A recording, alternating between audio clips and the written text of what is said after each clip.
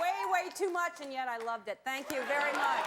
Thanks. Back at you. Have a seat. Thank you so much for being here. Everybody feeling good today? Happy? Easy now. I'm a little hungover from yesterday. St. Patty's Day was yesterday, and I'm still just sort of settling down. It was wild, I tell you.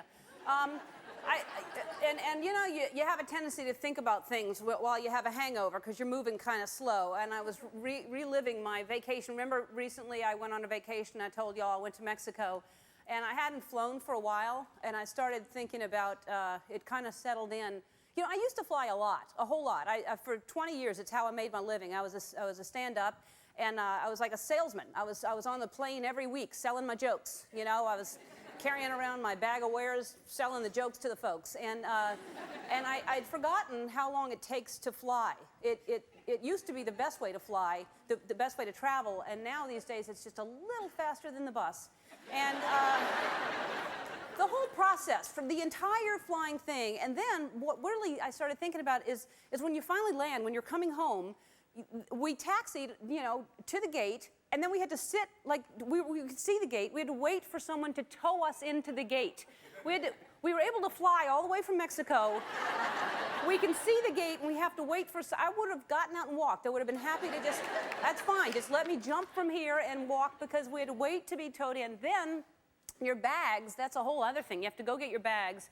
And I always, you know, I had to check my bags, which normally I don't like to do, but I check my bags because vacation, I always overpack, because, you know, I always think of the Love Boat still, that you're supposed to have, you know, maybe the breakfast attire, and then who knows if I'll have dinner with Captain Steubing and Gopher. And so then the baggage claim is so far away that you need salt tablets, a canteen, and a Sherpa. And and also, it sounds good. You're going to the baggage carousel. It sounds like there's painted ponies and music and, oh, the carousel. And when you get to the baggage carousel, it's really, you got to get a good spot. It's like getting to a parade. You got to get there early, and you can see the season flyers. They're there with a little folding chair and a hibachi, just waiting for the luggage to come out. And doesn't it seem like forever there's a lot of carousels, but there's one carousel that all the flights have decided to put the bags on the one carousel, and you're waiting forever. You've got your good spot, and you're just waiting for that, and there's nothing happening for a long, long time. And then finally that light gets you so excited. You hear, and it sounds like a nuclear leak or something. Shares getting hosed down. All kinds of stuff is happening. And then nothing happens after that. The light is sort of like your call is very important to us. It just keeps you going, you know? And then that's when they need the beverage cart to start circling around. I'll tell you, that's when they should offer you the drinks. And then finally baggage comes down, and no one claims it. Have you ever noticed that? If you had the time, if you stayed all day long, I bet it's the same bags. They're like decoy bags that just come down, stuffed with paper so that you think it's somebody else's and they may not be there, but it's just fake bags. And then you're waiting for your bag, so you're looking at all the nice luggage and judging, oh, that's nice. And then there's always that one package that looks like it was salvaged from some shipwreck. You know, it's wrapped in duct tape, and it's got stickers from countries that don't even exist anymore. There's an oar attached to it. And And I had 2 bags. That's all I had. I checked 2 bags. One for my hot rollers, and then one for my clothes and my other sundries. And finally, one bag comes out, but the other bag is 23 minutes later. The other bag comes out. How did they get separated? They went on to did they have a fight? What happened to them? What could happen? I swear it would be easier to just buy clothes wherever you're going. Just don't carry anything with you, and just go to a local drugstore and just buy a visor, a tube top, and control top pantyhose and flip-flops, you know? Which is coincidentally what I wore on prom night, but oh,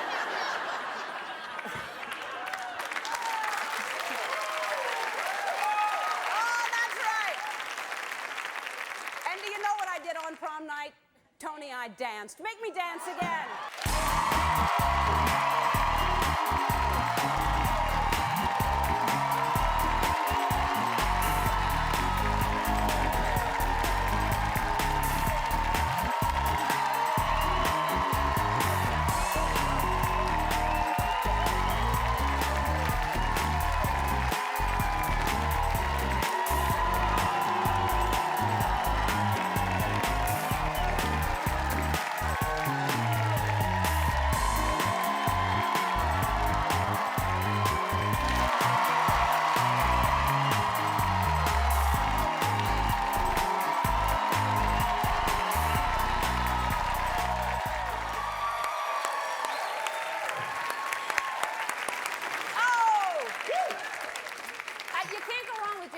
Osbourne. You can't go wrong with LCD. No, you can't. It felt like prom night just now, by the way.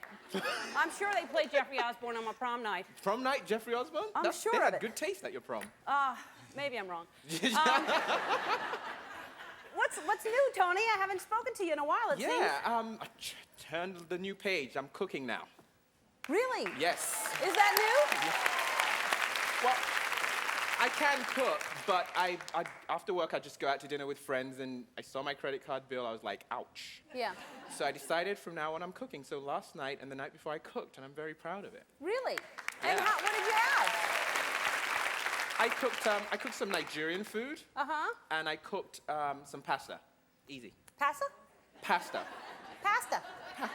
I'm sorry. Pasta. Pasta. Yes, it's pasta.